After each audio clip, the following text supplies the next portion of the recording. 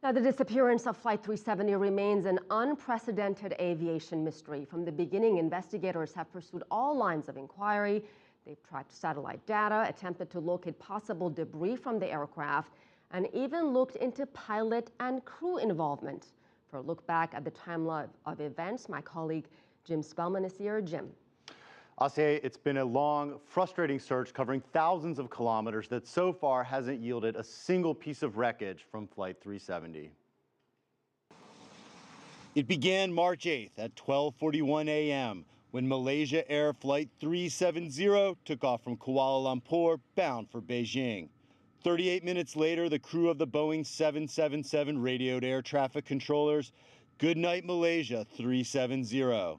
Those would be the last words heard from any of the 239 passengers and crew. The flight path then changed dramatically. The plane turned west over the Malay Peninsula and made a series of turns along known navigational waypoints. Along the way, the plane's transponder and communication system stopped transmitting, but military radar revealed the plane's path for part of its journey. Once it left radar range, it seemed untrackable. We are deeply saddened this morning with the news on MH370.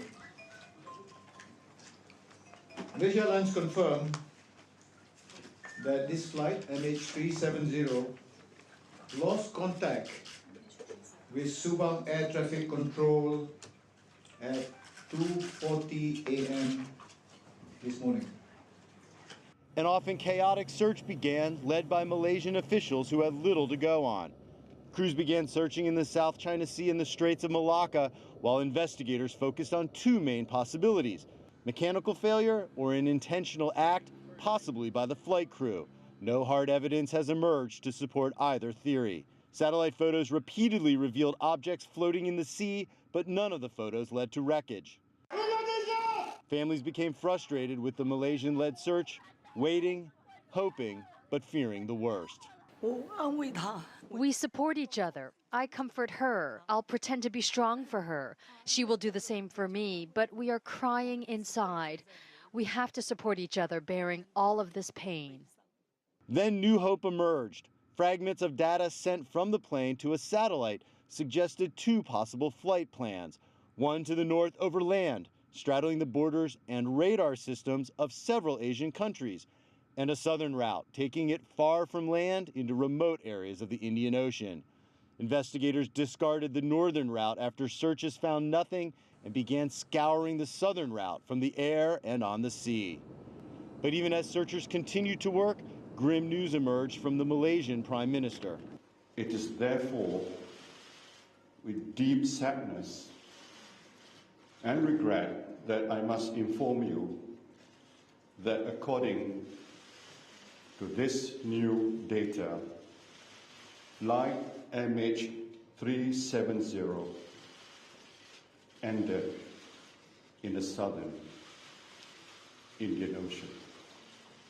The job would take a massive international effort, with Malaysian officials coordinating the investigation and Australian officials leading the search efforts off the coast of Perth. The focus of the search was narrowed, moved, and refined several times. I am confident that everything that possibly can be done to find this aircraft will be done. We cannot be certain of success, but we can be certain of the professionalism and the effort that will be brought to the task. Until the most promising lead to date emerged. Pings similar to those emitted by the airplane's black boxes detected by Chinese vessel Haishun-1. Investigators have focused on that information gained from the partial pings sent from the plane to the satellite, but the information was always spotty and still left hundreds of thousands of square kilometers to search. Investigators hope these pulses of sound detected by the Chinese ship are the breakthrough they've been looking for almost a month. Asier. All right. Thank you so much, Jim.